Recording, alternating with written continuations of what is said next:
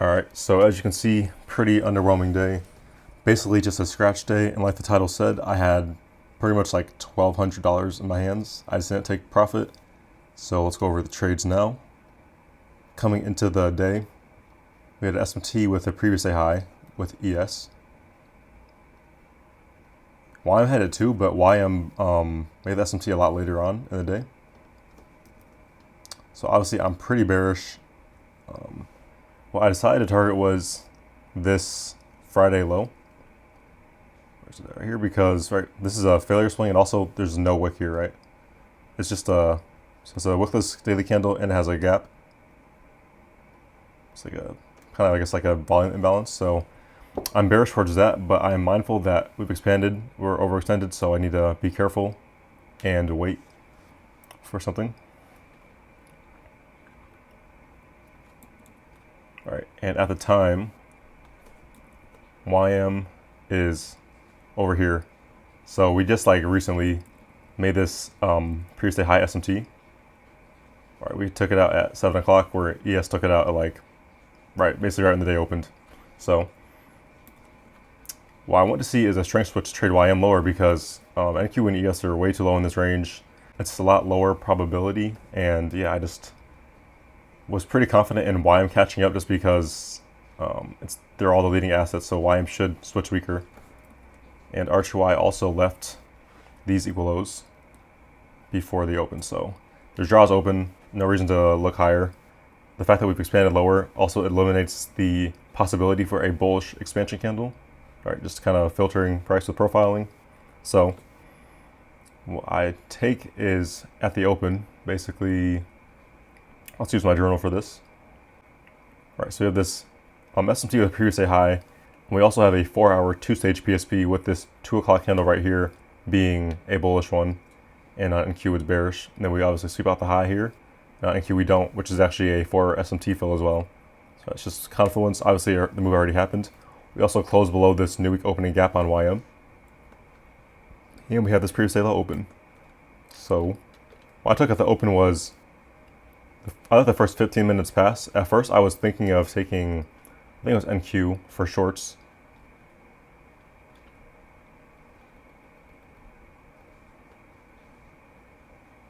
Yeah, I wanted NQ shorts, so it wasn't really a good trade. There was like just some really small candlestick SMT with, I think it was just this high, pretty much. So it wasn't very good. But we never closed over on the 3-minute. I waited for the 5-minute. Also didn't get a closure. So I kind of just waited and let the first 15 minutes of the open pass, where NQ is now within this hourly gap, and it closes as a bullish candle, while YM closed as a bearish candle. And once NQ took out this high, it's a 2-stage PSP on the 15-minute, which is also a strength switch because YM has not taken out any lows. So my low-hanging fruit for break-even is these equal lows from London. And then I'm aiming for the previous day low. Right, which you can see from here, PSP, 2-stage SMT. And yeah, this is the trade. I did take a video of it, of course.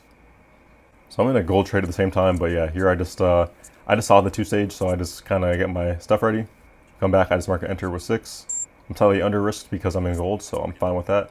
Stop loss is on this order block high. And yeah, we run about 2.2R.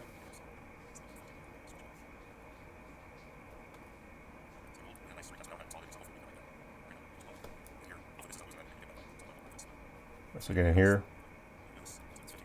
Once we come down to these lows, I go break even. And we ran about, I thought it was 2.2, but it was 2R, and then we came back. So this entire trade was like a 2.5R trade, but it was like 2.3 after the risk. And right, with it being 2.3 for the whole trade, and then just the whole move was like 2.6, there's no reason to partial that 2R. It's kind of just going to mess up your profits. So I just held the whole thing, and we just got break even a little bit ago. So that is what it is. And then we took gold first for a full-size loss. And this is kind of based on my friends a little bit, but it wasn't that bad of a trade, honestly. I said I wouldn't be upset at losing it. Right, so the daily time frame, super overextended, just like indices. We hit this daily low. On the 90-minute, we have a PSP. Right, you can see gold closing bearish while silver closes bullish. And within that, I didn't mark it out, but there's like a one, like this S&P with these lows. Right, you see silver lets a failure swing on here, gold is a sweep. And then when silver expands away from that PSP and S&P at the lows, it creates a gap right here where it takes it out in the next candle. And on gold, we don't, we do a failure swing. Then the candle after that, we sweep out this low where silver leaves a failure swing. So that's a two-stage strength switch pretty much. And on silver, these London highs are actually a 4-hour gap. Right, I have it labeled here, 4-hour gap. It's equal highs from London, so it's a pretty strong draw to me. And yeah, I just so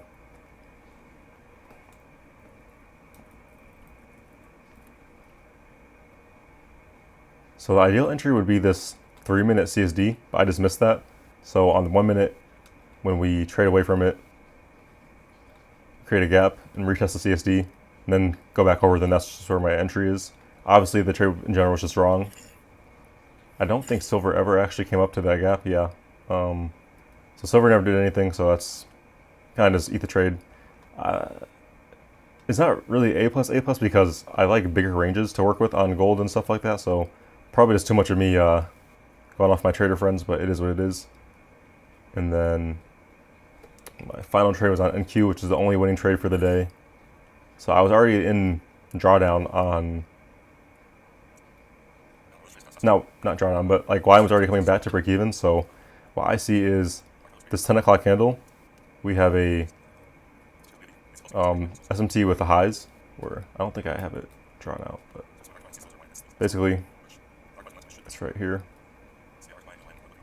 You can see this is the 10 o'clock high. On YM, it gets swept out. And on NQ, it's a failure swing. Then breaking it down to the 30-minute, it's a two-stage PSP where this 1030 candle is bearish. On YM, it's bullish. Take out the high, same way. And also, this is a SMT fill where that's the 10 o'clock high on YM. So 30-minute SMT fill and all that, so I just get in. Also, we have this 15-minute advanced premium discount sequence where we're in a gap in equilibrium while YM is above this 10 o'clock high over here. So it's extra confluence. I'm aiming for Friday's low still, pretty low in the range. And yeah, I just manipulate my risk reward to get 2R, so I enter up here somewhere. After this first CSD, it retraces super crazy. My stop loss is right at these bodies, so I get kind of saved, and then we CSD again. I add one, reduce my stop to here. And yeah, we ran 2R when we got to this low, and I just didn't TP. Started coming back up, I'm like, all right. Since I lost the gold trade, I kind of want to end the day green, so I'm like, I'll just take out this trade and let YM run to see if it can maybe not get me break even, and that be my Hail Mary trade. Because on YM, I thought it'd be an alright trade because my stop loss, right, it's around, or my break even, I should say, it's around the fill of this fair value gap in the 30-minute. You can see this is my break-even point. And then it's also the top of this new week opening gap. Right, so we have a couple of PD arrays where it should kind of hold up. And if it gets taken out, then I'm probably just wrong, where either YM might come back all the way up here or just kind of sweep me out and drop later. But at that point, it's not my trade. It's not really worth it. So yeah, I think this was like a 1.2R trade. So yeah, this ran, let's see.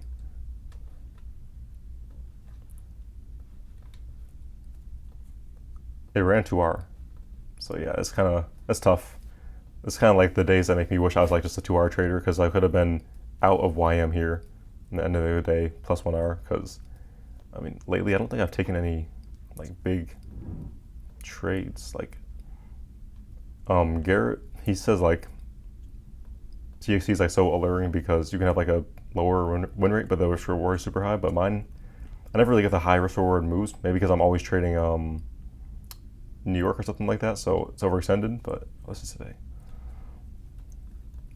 Yeah, I mean, you can see most of my days besides this one, I held and got more profit, but I feel like 2R would kind of just save me a lot of, not just trouble, but like give me some trades and also just save me from like being in trades for too long. Because if you hold it, the draw is going to take a lot longer usually. So I don't know. Something to consider, especially with these market conditions. But at the same time, it's all-time high. So if you hold, like, you might get a lot more than 2R. I mean, normally I just hold to the drawn liquidity. So it is what it is. But, good choice exiting out here because it would have been a break even. This would have been a nice trade. 2.5R would be like 750. But it's got out there. So yeah, we haven't had a red day in a little bit. So today we get to keep that streak. And tomorrow's FOMC. So I get 1 a.m. trade. And if it's not a winner, then I have to just wait until FOMC, which I'm not really that good at trading it. I don't really know how to trade it, but I will watch it and maybe take something if we get like a normal sequence and just like paired with expansion from news. So yeah, so it's still a good week. Yesterday was a good day. Today basically just made up for it. But yeah, it could have been a little bit higher if I just took 2R. Or just didn't take the gold trade because it wasn't really that good. Like initially what I wanted to see was I wanted to let the 6 o'clock candle close and then have like a silver trade into the fair value gap that it would make for like a 2-stage, I don't know, just like a S&P fill on the 4-hour. We never did that. We just left a failure swing, edged it, and then kind of came back lower. We're just messing around right now, so just a low probability day overall. So all things considered, I did pretty good because for a lot of people, this is probably an easy skip day. And I kind of just happened to take some trades, maybe a little bit over trading, but they were all quality setups, especially the YM trade. I would take that again. It's just unfortunate how it came back on me. And yeah, since I am pretty close to buffer and payouts, I could take 2R just because just to secure the money, right? But we'll see what happens. I'm not really sold on it just yet. I want to not cap my potential, though. Obviously, this day you made more, but today it'd be like whole 1R, so it's already eclipsing that. And then any other time I make over 2R, which is pretty rare, it seems like, just taking 2R today would eclipse it. So, especially in this market, edging happens a lot, I feel like. Like it won't hit the draw. You kind of just retrace out of nowhere, so I might start doing that. It's just kind of hard to do it. It's like not really me. I've kind of gotten used to just holding targets, but not really working out. No reason to currently, so I'll probably go to trading 2R unless I'm like trading a positional entry where the open should expand, so you shouldn't really cap off your potential, but otherwise, I don't know. It just depends on the trade, really. If it's a small range trade, like basically like NQ trade, if it's like a small range from here to here, I'm gonna take the whole. I'm not taking off a 2R, right? Like it should hit, but if it's like YM where it's a pretty big range, right, from all the way up here down to here, it's pretty far between these lows, so 2R could make sense here. So I might do something like that, kind of like a hybrid risk management system, just to try to secure profits, but also not cap my upside. Yeah. Anyways, that is the video for today. A little underwhelming, but it was not a red day. We didn't crash out, so still a W in my book. Talk to you guys tomorrow.